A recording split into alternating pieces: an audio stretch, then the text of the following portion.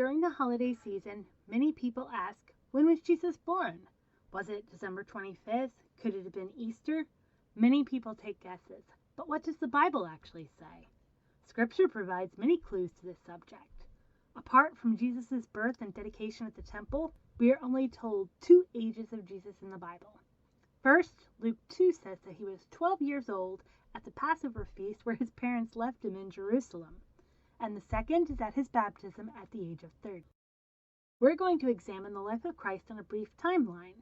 As you can see, we've limited the events and inserted the ages that we've determined so far.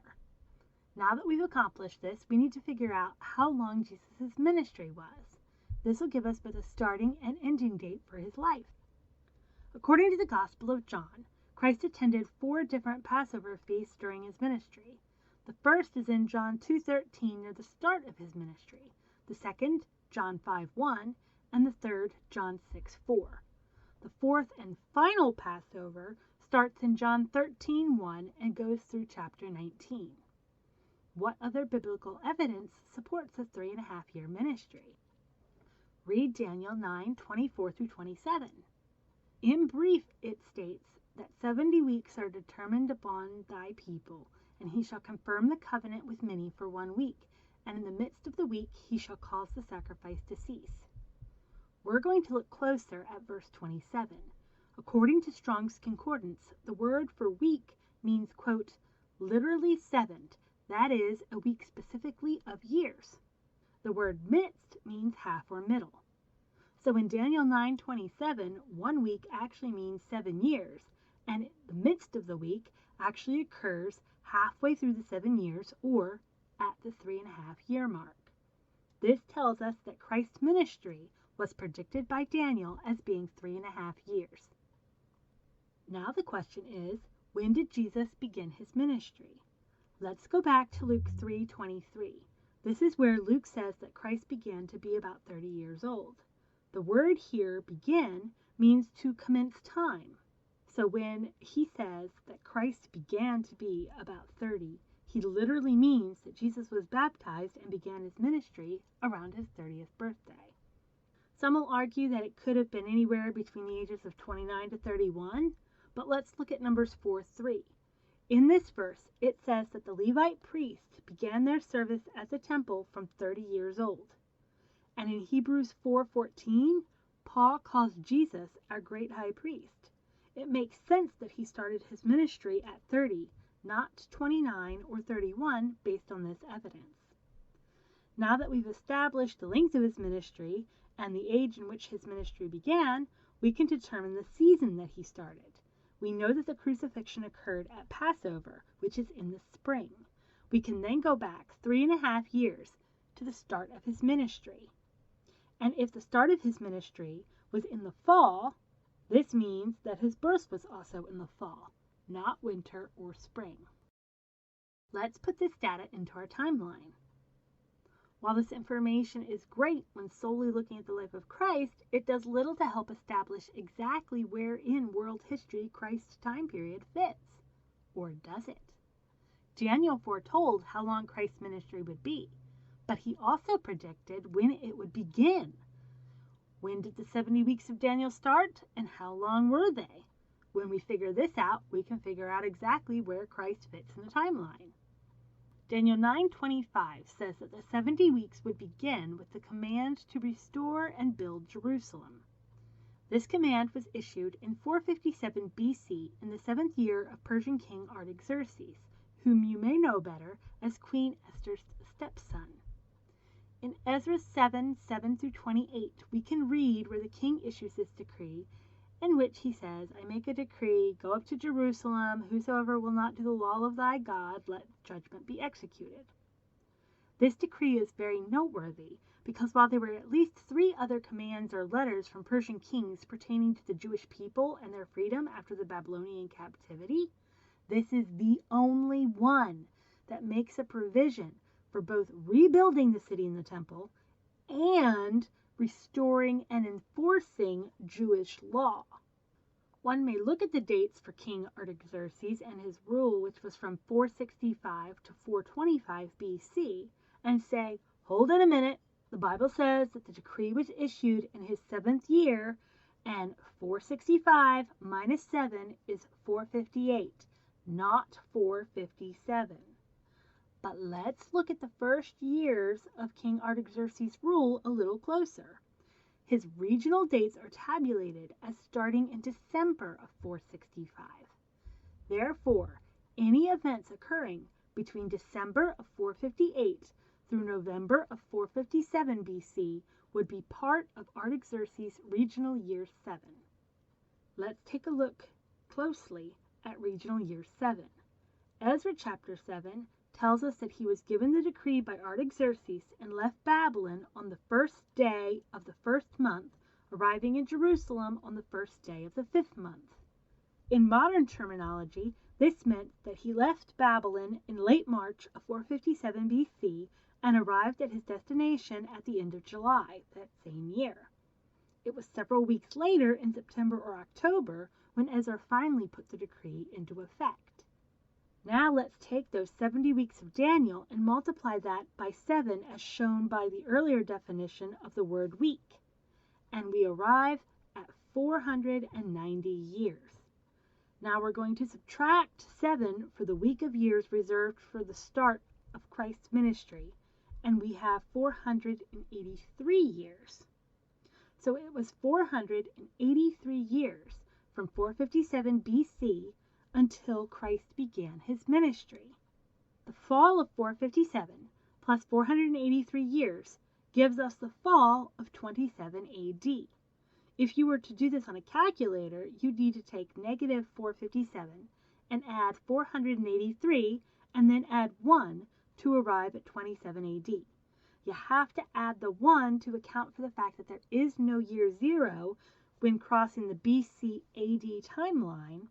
0 is a concept that's incorporated in mathematical calculations but can't be used when calculating dates that cross that data line. To demonstrate this concept, let's look at a timeline. 457 BC to 57 BC is 400 years. 57 BC to 7 BC is 50 years. Now here's the tricky part. From 7 BC to 4 AD is 10 years, but because of no year 0, the calculator is going to tell you that it is 11 years. But when you're looking at the timeline, you can count it up, and it's actually only 10. Now you can go from 4 AD to 14, which is 10 years. From 14 to year 24 is another 10 years. So we can add the 50 plus the 10 plus the 10 plus the 10, and then we have 80 years. And then we have 1 year each from year 24 to 25, 25 to 26, and 26 to 27, which is a total of 3 years. Now if you add the 400 plus the 80 plus the 3, we will have a grand total of 483 years from the fall of 457 BC to 27 AD when Christ began his ministry. It's a lot of math, I know, and it's much simpler. Do negative 457 plus 483 plus 1 to get to our date of 27. Going back on our timeline, we can now add recognizable dates to the Christ's ages at life events starting with 27 AD at his baptism. So here's a data timeline with this new data from Daniel showing a ministry beginning in the fall of 27 AD and his crucifixion occurring in 31 AD. Going backwards, we know that the Passover that he was 12 occurred in the spring of 10 AD. Tracing still further back, we can determine that he was born in the fall of 4 BC. Can we get more detailed? The answer is yes. The New Testament provides several clues that allow for a more precise estimate. First is the pregnancy of Mary's cousin Elizabeth. Elizabeth's son John the Baptist was 6 months older than Jesus. Luke 1:36 says that when Gabriel talked with Mary, Elizabeth was already in her 6th month of pregnancy. At this point, Mary went to visit Elizabeth, where she stayed for 3 months. Clue number 2 is John the Baptist's father, Zacharias. Zacharias was a priest serving in the temple when Gabriel spoke to him. Based on Luke 1:5, Zacharias was of the order of Abijah. If you go back to 1 Chronicles 24:10, you'll discover that this was the 8th order of priest. All orders of priests served in the temple for 1 week each, based on 2 Chronicles 23:8. However, if you look in 2 Chronicles 5:11, we know that there were 3 feasts during the year when all of the orders served at the exact same time. These were during Passover, the Feast of Weeks, which is known as Pentecost, and the Feast of Tabernacles. The orders would begin each year with Passover.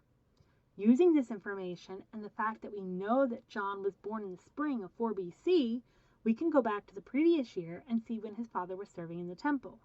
This graph shows an approximate overview of the priestly orders and when they would have served in the temple in 5 BC.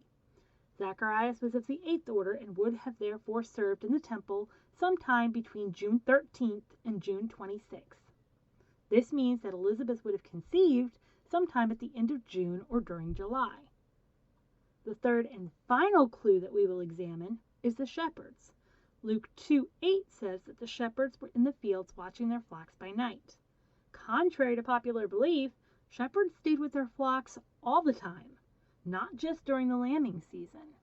Flocks remained in the fields from March through late fall, usually no later than the end of October. During the winter months, it was just too cold for sheep to be out in the fields. This means that it would be impossible for a winter birth of Christ, and it also calls for a fall birth taking place before the end of October. A notable and interesting fact about the sheep that were used for sacrifices at the temple was that they were raised in the fields surrounding Bethlehem. So we're going to put all of these 3 clues together, along with the data from Daniel, and we can arrive at a 15-month estimated timetable for the events surrounding John and Christ's birth. First, we have Elizabeth conceiving at the end of June or in July. She hid herself for 5 months until late November or December of 5 BC. A month later, Gabriel appears to Mary, which would have been late December of 5 BC or early January of 4 BC. And then she goes to visit Elizabeth.